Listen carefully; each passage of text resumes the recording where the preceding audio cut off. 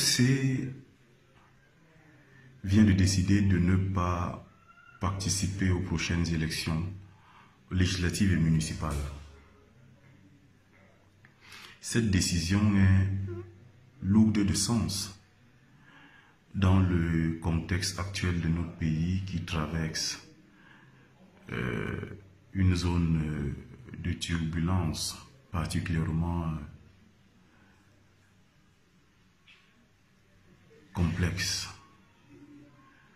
Une zone de turbulence qui risque de nous conduire dans une zone de chaos.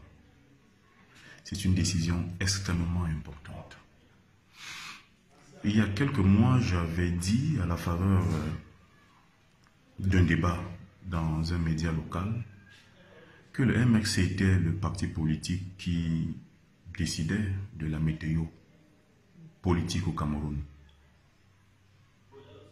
Certains ont estimé que j'avais été excessif et que mon point de vue, mon propos était teinté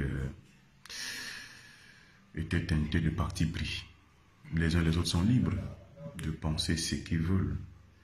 Mais les faits aujourd'hui me donnent raison. Le MRC a annoncé hier qu'il ne participe pas à ces élections locales à venir. Et depuis hier, tout le monde ne parle que de cette décision. Dans les médias classiques, la télé, la presse. Sur les réseaux sociaux, n'en parlons plus. Il n'est question que du MRC et de sa décision de ne pas aller à ces élections. Cela témoigne de l'importance stratégique de ce parti, de sa position dans l'espace politique camerounais et de son coefficient d'occupation du sol politique. Ce sont des faits. Les faits sont sacrés. Les commentaires, les avis, les analyses, des réflexions sont libres. Les faits sont têtus, ce sont les faits. Et le dire, c'est pas être partisan. Ça s'appelle de l'objectivité. C'est le minimum qu'on attend d'un universitaire, de l'objectivité. Je ne suis pas partisan de la neutralité parce que toute neutralité est une imposture.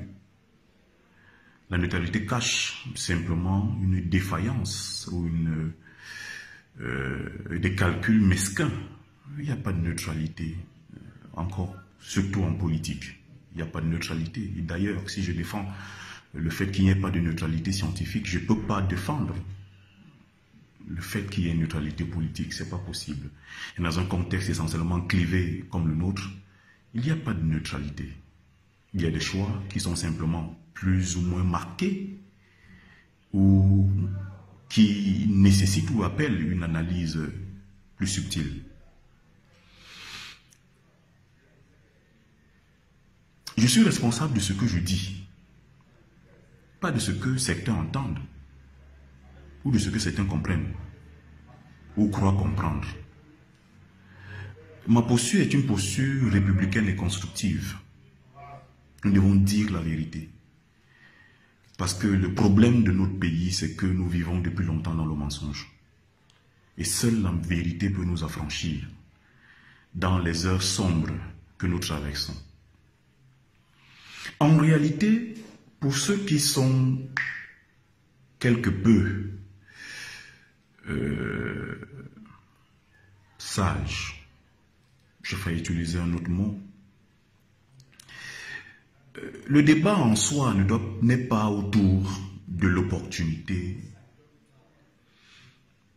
ou pas du boycott du MRC de ces élections à venir. Le vrai débat est celui des implications de cette décision qui, à mon sens, est une décision lourde de sens. Pour moi, en ce qui me concerne, je regrette la non-participation du MRC à ces élections parce que sa participation aurait contribué à l'apaisement, à la pacification de notre espace politique dans une société fortement morcelée, clivée et prise aujourd'hui à l'étau par les démons de la division et de la haine. sa participation aurait permis à notre pays de gagner en expérience démocratique et ramener les uns les autres autour du débat d'idées. Le débat politique, les affrontements idéologiques, les confrontations entre programmes de société, c'est là, en réalité, le manque à gagner de cette décision du MRC. Mais au niveau des implications, elles peuvent être analysées de façon tout à fait humble, au moins à 4 niveaux. Premièrement, au niveau des élections en elles-mêmes. Deuxièmement, au niveau des partis politiques de l'opposition. Troisièmement, au niveau de l'ordre gouvernant. Et quatrièmement, en rapport avec l'ordre international. Par rapport aux élections en elles-mêmes, il est évident que ces élections seront entachées d'un soupçon d'illégitimité. Car il est incontestable que le parti majoritaire de l'opposition aujourd'hui, c'est le MRC. Et le fait qu'il n'aille pas à l'élection est une perte pour notre démocratie, entre guillemets. Et toute victoire sera une victoire considérée comme une victoire par dépit. C'est donc en réalité un véritable choc pour ces élections à venir, où l'on parlera davantage du boycott du MRC et les résultats seront finalement quelque chose de particulièrement anecdotique. Deuxième niveau d'implication, c'est au niveau des partis politiques, des autres partis politiques de l'opposition. La décision du MRC, clairement, met les autres partis politiques face à leurs responsabilités, face à leur conscience, face à leur choix et finalement face à l'histoire. Parce que, dites-vous bien, l'histoire jugera tous les acteurs de cette séquence politique. Et certains seront jugés durement. Tous les partis politiques de l'opposition sont face à leurs responsabilités. Encore plus le SDF.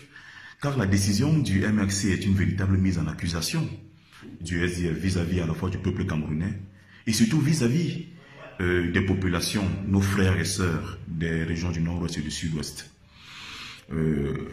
Tous les députés et les maires qui seront élus dans ce contexte, alors que le MRC refuse d'aller aux élections, tous ces maires vont subir le jugement de leur population.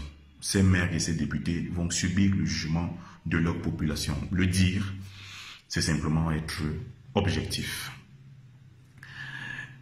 Et il faut relever, pour ce qui est du troisième niveau d'implication, par rapport donc à l'ordre gouvernant, il faut relever que cette décision participe à une forme de contestation, jette le discrédit à nouveau sur les options opérationnelles du système gouvernant. En l'occurrence, la gestion de la crise anglophone, la gestion de la grave crise politique que notre pays traverse et finalement le management global de notre société qui vit ses heures les plus sombres. Deuxièmement, cette décision vis-à-vis de l'ordre gouvernant laisse subodorer quand même, il laisse supposer une forme de renforcement de la démarche de contestation du MRC et de défiance vis-à-vis des autorités étatiques. C'est le témoignage d'une victoire du segment radical du MRC sur la frange des modérés et c'est l'annonce d'un durcissement à la fois des positions, des postures et des actions à venir du MRC. Pour la simple raison que ne pas aller à l'élection et vouloir survivre dans l'espace politique, c'est faire le choix d'une démarche de contestation, de revendication, avec les conséquences qui sont attachées à cette posture. Quatrièmement, pour ce qui est du rapport avec l'ordre international, en termes d'implication, cette décision du MRC est une prise à témoin. Une prise à témoin de l'ordre international. Et appelle peut-être une intervention étrangère C'est ce que certains pensent ici et là. Je crois que c'est une prise à témoin de l'ordre international. On l'a ressenti, on l'a compris dans les propos du président du MRC hier. C'est un appel au secours de l'ordre international. Quand je l'ai dit, il est bon d'appeler à l'humilité des uns et des autres. À l'humilité quant à l'analyse que nous faisons de cette décision du MRC, parce qu'aucun de nous n'était dans cette réunion du directoire du MRC, et nous sommes donc tous dans des conjectures. Il faut donc être humble en reconnaissant que notre analyse peut être erronée. Ces implications analysées ici sont matinées d'humilité, parce que je peux me tromper. Ça reste donc un point de vue qui repose sur la volonté de contribuer de façon objective et républicaine à la marche de notre pays. Nous sommes à la croisée des chemins. Moi, je suis un universitaire. Mon rôle est de produire de la connaissance. Je produis de la connaissance. Je produis de la pensée.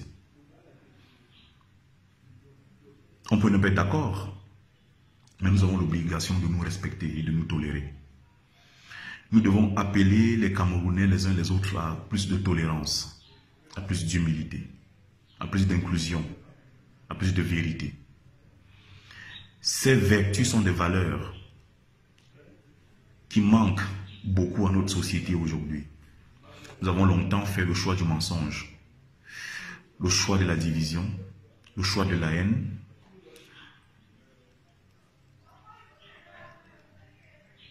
Nous avons tous attisé les flammes du repli identitaire,